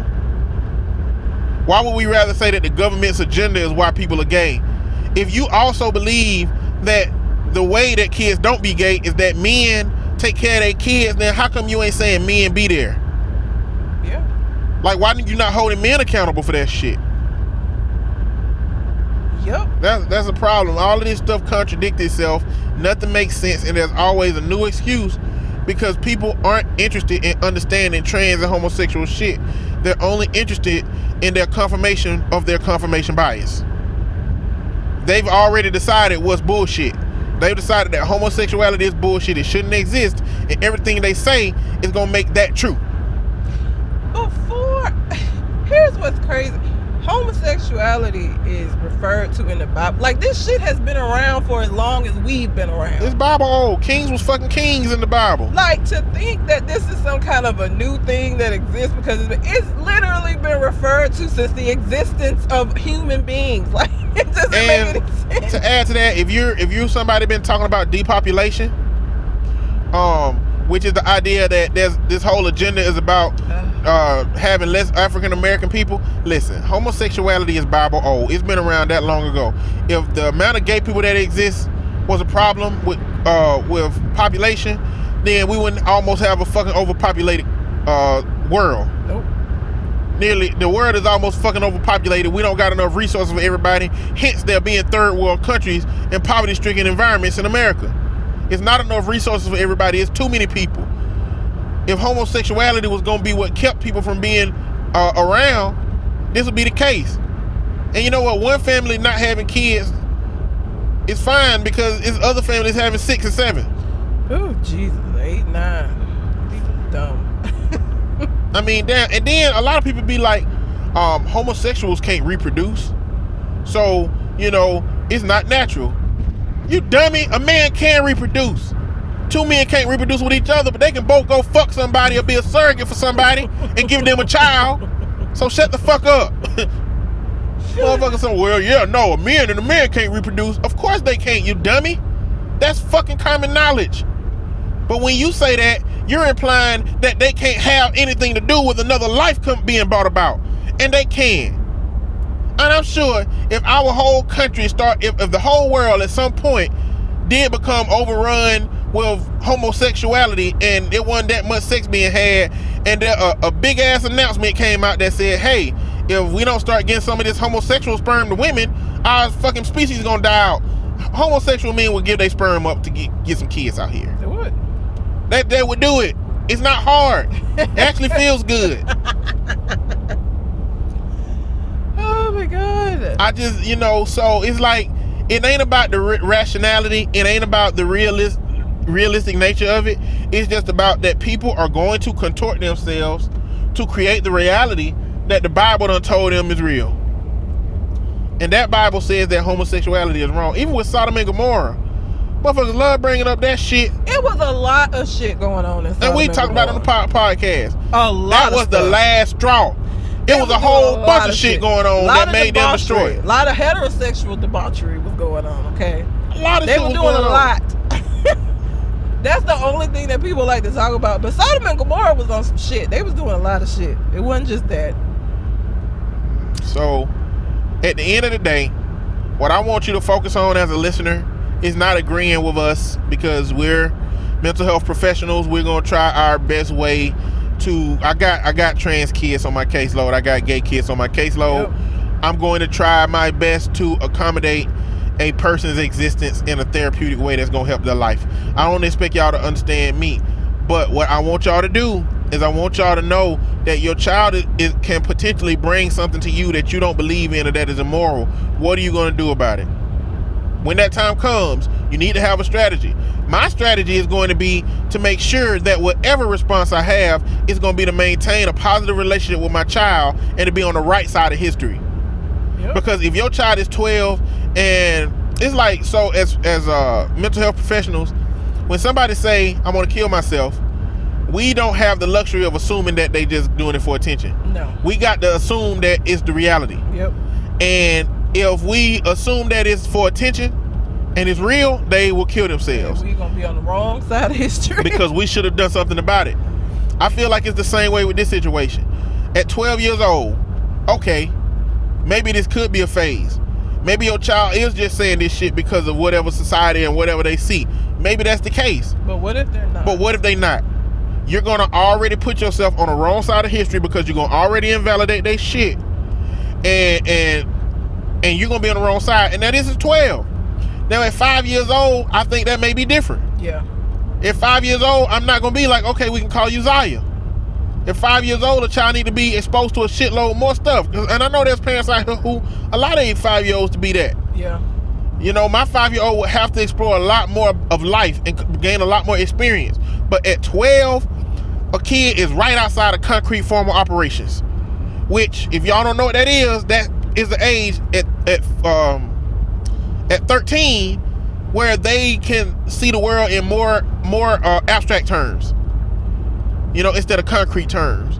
So about 12 years old, if your child say he a girl or he gay, there's a 99% chance that shit is what it is. Mm-hmm. So don't put yourself on the wrong side of history when your child bring that thing to you that you don't care about, or that goes against your morals or goes against your beliefs.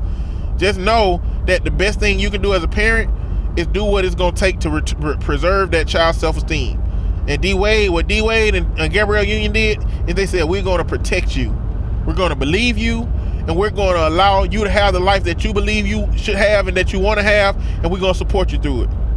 And that child is going to be he going to have a lot more than a lot of people out here who have come out to their parents going to have. And been disowned. I guess it's just going to be a big gay ass episode. Well, damn. Well, you got to put it like that. Because my next story is also about alternative lifestyle. So, if you watch Atlanta and you know Paperboy, that is Paperboy, all about that Paperboy. The actor that plays him name is Brian Tyree Henry, who is, I think, Harvard graduate. Yeah, he's smart as fuck. Princeton, one of them big ass, smart ass Ivy League schools. He's a graduate from one of those. Yeah, he is. But he looked like a nigga from the hood. He does. Very surprising. It's gonna make this very funny. So, oh, he was in Joker. Was he in Joker? I didn't see Joker. Yep. Okay. He has just been cast as the first open... Oh, you didn't see Joker? No, I didn't see it. Yeah, he was in it. He has just been cast as the first openly gay superhero in an upcoming Marvel film. Apparently it's called The Eternals. I don't know anything about it. Despite Atlanta still being on hiatus, Brian Tyree Henry has been incredibly busy. His latest role will firmly cement his place in film history. He is going to play the role of Phastos. Don't know much about the Eternals, so I gotta do some research. The first openly gay superhero in Marvel's upcoming film, The Eternals. He will also be part of a couple, and his love interest will be played by actor Haas Slayman. I don't know. The news was revealed by Slayman during a recent interview with the LGBT media outlet New Now Next. While giving a few details about the film, he confirmed that his character will be married to Brian and they will also have a child together. Additionally, they will reportedly share an on-screen kiss. You know, going back to that documentary, Lawrence Fishburne had played in he didn't play in Boys in the Hood. What was the big movie that he played in before that? I don't know. Oh, it was School Days. He played in School Days, and John Singleton was an 18-year-old dude that was like on the set of Pee-wee's Playhouse. And so Lawrence Fishburne, you know, he played the cowboy on the Pee Wee Herman show. Oh, I didn't know that. You don't know? It's I a don't black really cowboy. remember. He played a cowboy. It's Lawrence Fishburne. So he went from School Days to a Spike Lee film to Pee Wee's Playhouse, and John Singleton saw him and was like, "Hey, why are you playing this role?" And Lawrence Fishburne laughed and said, "It's a job. It's a job." You know, like people see them in these roles and sometimes iconic roles, and just remember that like they're just an actor. They go from job to job to job. So it's like thinking about him going from Atlanta to, I think, that hotel movie, Hotel Artemis Hotel or something. I don't know. I don't know. And then going to Joker, and then going to playing a gay cowboy in Atlanta. I mean, it's a job. But a lot of people gonna look at him and they're gonna connect him to the role he played in Atlanta, and they're gonna have problems with that shit. Yep. I was trying to see some information on Fastos because I don't know anything about him. And if that's his name and he ain't fast, then that's stupid. Fastos is an eternal, a nearly immortal race created thousands of years ago by the alien Celestius. Being a weaponsmith, Fastos was mistaken for the Olympian god Hephaestus. I'm probably saying that so wrong. During the days of ancient Greece, Fastos is more reticent than his others, having a melancholy spirit. Wait, is Thanos an Eternal? Is Thanos an Eternal? I don't know. Keep reading. Fastos has long lived with a deep sorrow whose nature and origin is not revealed. Fastos believes life to be meaningless and is searching for someone or something who can show him some semblance of a meaning of life. Presumably, this person or object is the focus of his obsession, which he admits to having. Powers. Fastos possesses the conventional attributes of the eternal race as well as certain special abilities developed through rigorous discipline. Superhuman strength. Cosmic energy manipulation. Fastos can project cosmic energy in the form of beams from his eyes or beams and flashes from his hands. Yeah, Thanos is an Eternal. Okay. So this is going to be interesting to be able to see the race that Thanos is a part of. He can fly. He can levitate himself. Invulnerability to conventional forms of injury. What in the hell? Psionic? Child. He has low-level psychic abilities. He can mentally create illusions so as to disguise himself. Teleportation, enhanced metabolism,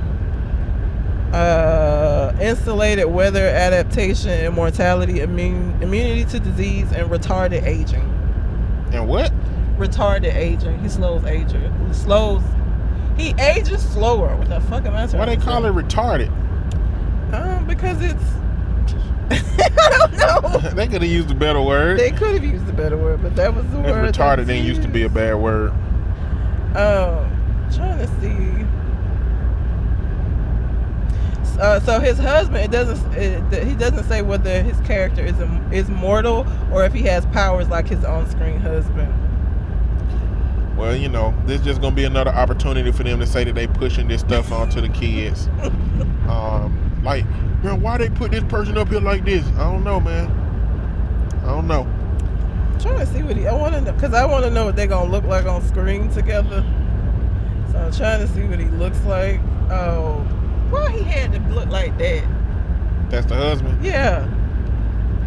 He a light-skinned nigga that, like, I don't know.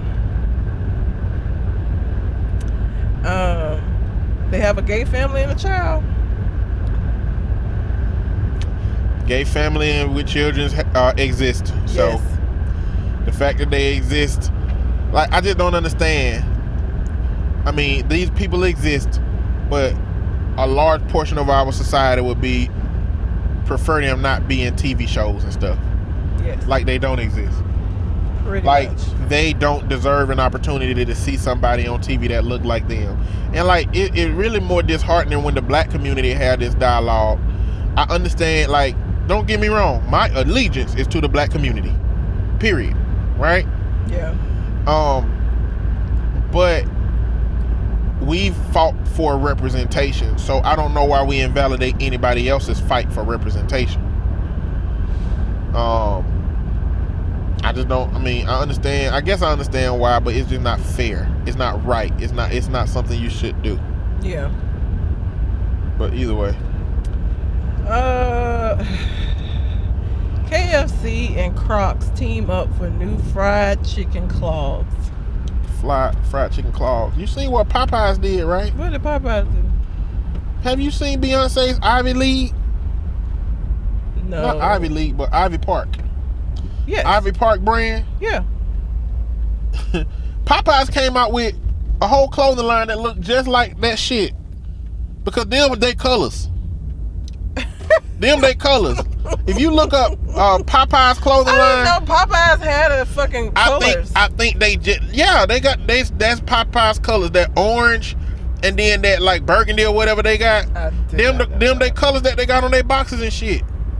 I don't know, I can't remember seeing the burgundy part much anywhere.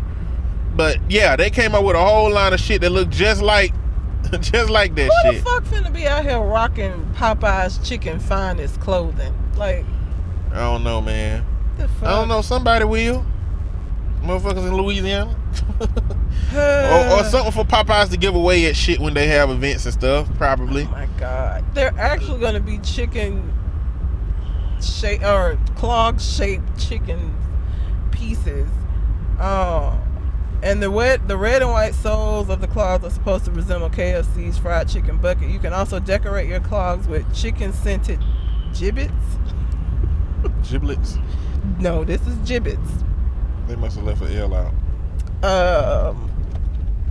And it features a limited pair of unisex clogs that will be available for purchase this spring and retail for $59.99. $59.99. Like, just they ain't gonna be the only ones. Like I said, Popeyes was the first one that came. I mean, they had a whole photo shoot. Google that shit. Oh my God. I mean, it's like it was a legit photo shoot. But Popeyes, like, they done hired some people for their PR team. After that chicken sandwich, they got people out here for their PR team. They trying to figure out how can we get more people on board with what we got going on. Hell no. How? Oh, Jesus. Now y'all know I love animals. Okay, I have 2 dogs. I talk about them all the time. I talk about them fondly. Okay, I love my dogs. Peter need to sit the fuck down though, because Peter is saying that the term pet is derogatory and suggests that animals be called companions instead of pets. Peter, listen, you're doing too much. Way too much. You need more people. I mean, and hilariously enough, the person that was the spokesperson for this, their last name is White. Her name is Jennifer White, and that sounds about white. Jennifer White. Yes. White went on to explain her opinion in detail, saying, a lot of people at home who have dogs or cats will call them pets and refer to themselves as owners. And this implies that the animals are a possession, like a car, for example. When you refer to animals not as living beings that they are, but as being an inanimate object, it can reflect our treatment of these animals. That is fucking bullshit, because I refer to my animals as pets and they get treated much better than I do. These little motherfuckers, whatever. Peter, sit down. You doing too much. Peter gonna be Peter, man. They always be on this other shit. Jesus Christ. When Kingston and Remy start paying some bills, maybe I will look at them as companions. Until then, them niggas my pets. And as my pets, they get treated better than I get treated on a daily basis. Man, people treat dogs so amazingly, I think, because dogs can't talk. I think if dogs could talk, a lot of them would be like the nigga from A Fall from Grace. Dog food, bitch. I swear to God, if you don't feed me, we gonna have some problems. Hey, bitch, how y'all get to have that good ass food at the table and we can't get none of that good ass shit? This how you gonna do us? Like, imagine how much shit you do around your dog that your dog is conscious of. Like, you fart around your dog and you thinking because it's a dog, you think your dog will look don't look at you and be like, you stinking ass bitch. Don't act like I ain't right here. I feel like cats would do that. I feel like dogs would be still loving. No, you can love somebody and still call them on their bullshit. That's how dogs would be. That's how dogs would be. Maybe. I think so. I think what I'm saying is not every dog or not every cat, but I feel Remy like would people definitely just be like, well,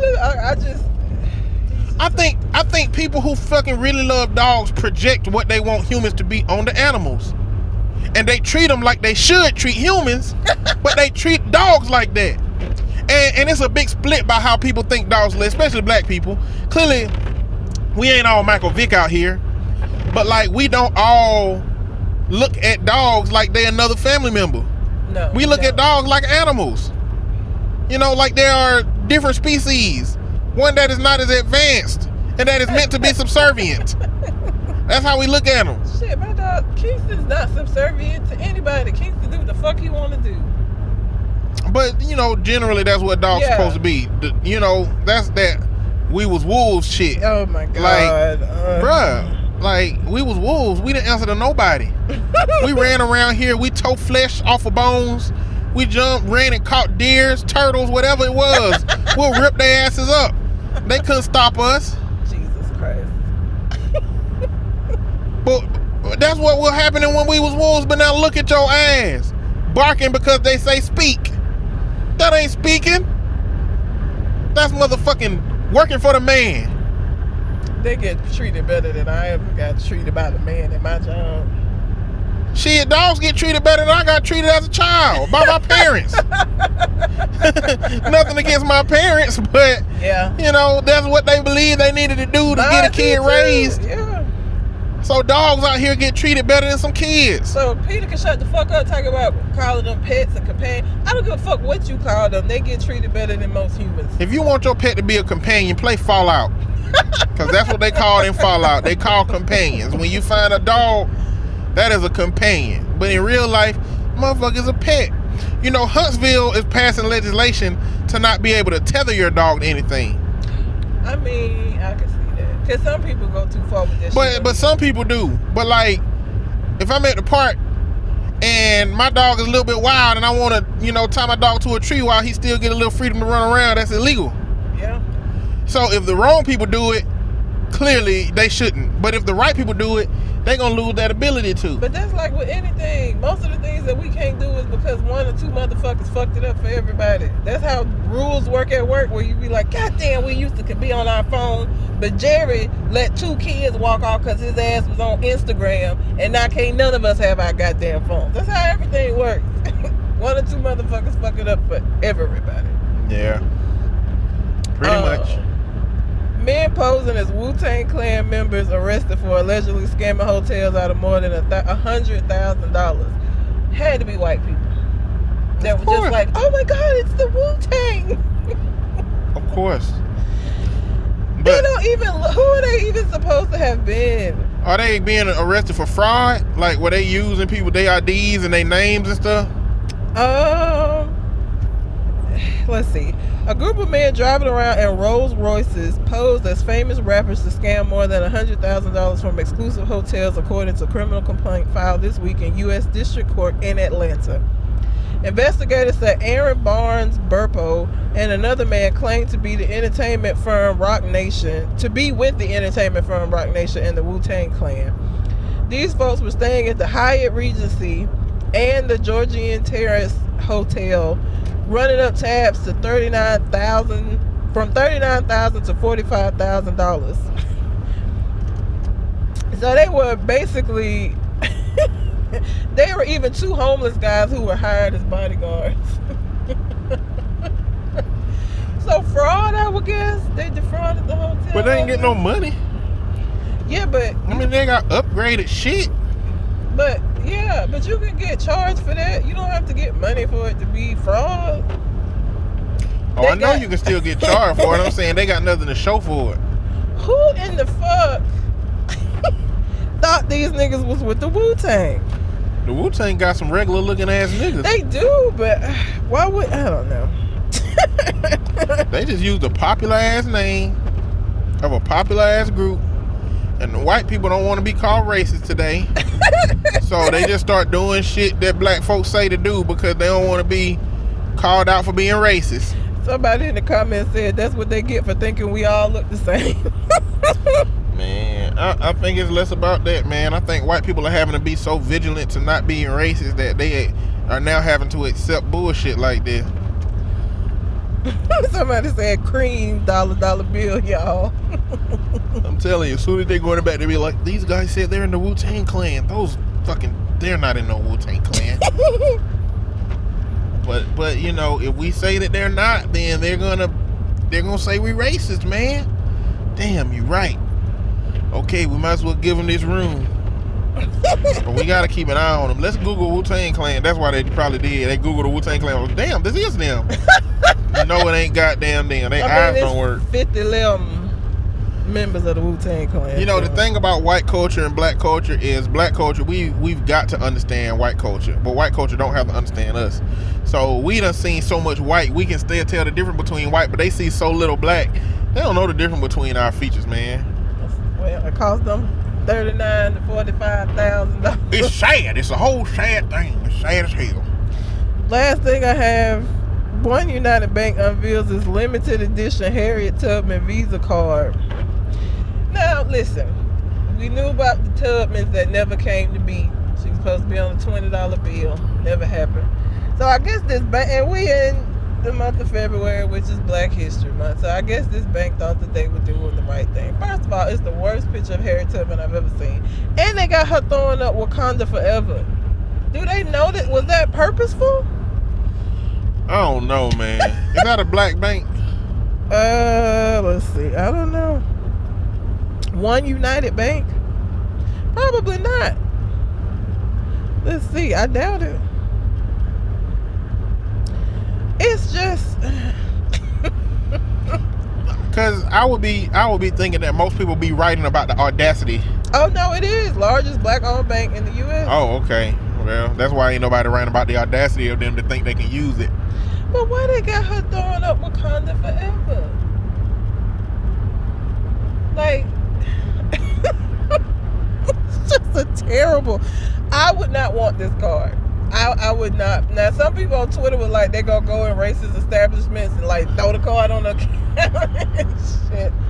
I wouldn't want this card. This is like the worst portrait of Harriet Tubman ever.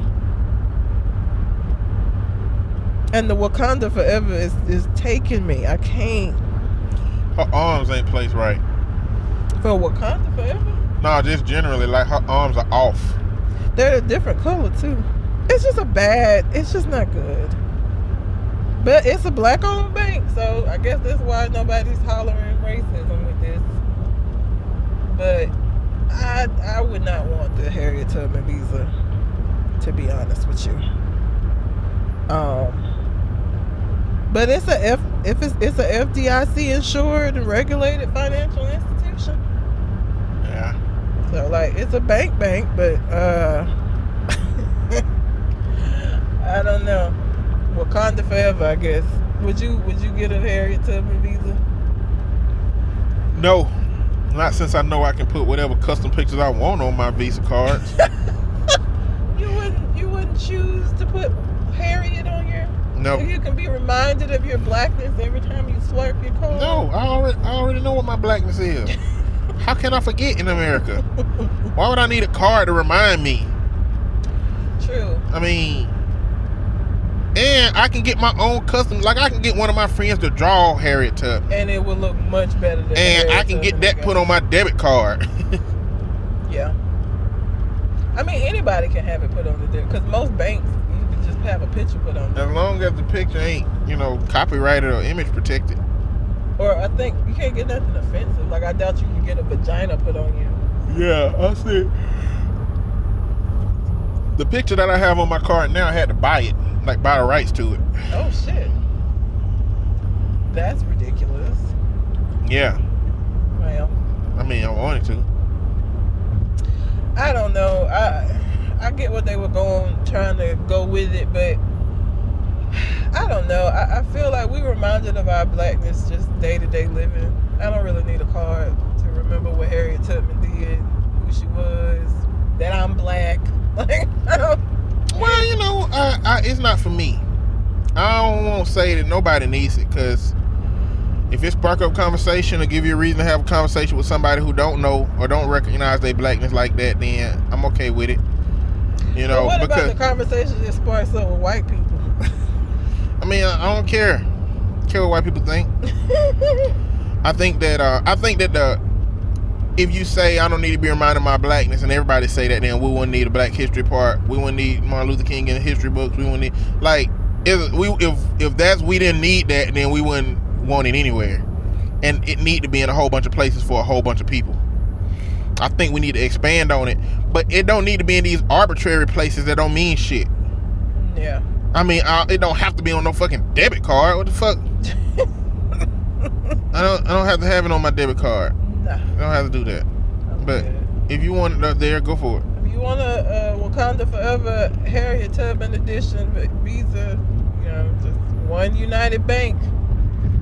And it's a black-owned bank, so if you didn't know about that, I mean, I think that's the takeaway from this story, is that one United Bank is a black-owned, insured bank. Yeah, because that's why we would have been hearing a whole bunch of different stories if this was a white bank. That's why I asked, this bank must be black, because if it was a white bank, motherfuckers would be wilding. Cultural appropriation. Don't bank here. Boycott this bank. Yeah, it would be a different situation. Yeah. So, I don't know, but those are all the stories that I had. Well, I didn't have any stories today because I'm driving. Yes, because I don't drive unless I have to, because I hate it. So, you got anything else on your mind? We didn't mention much of the trip. It's not much to see, though, because we're in Alabama. Yeah, we in Alabama. We went down, drove down 2 hours, go to my granny house. It's a granny house. She is such a granny with, like, church lady hats and everything. Such a granny. Yeah, she wild out here. She's so sweet. She's sweet, though. I don't have grandparents anymore, so it was nice visiting with somebody. It made me miss my grandma. And the reason I came down here is because my daddy brings meat down here from his home in Georgia, and he just filled her freezer up with it, and so I just got a whole bunch of oxtail, short ribs, and chicken steak, and I'm gonna be cooking this over the next 3 months. And I will be eating it. Yeah. So yeah. So, all right. Well, until we come to the next conversation. We out. Holla.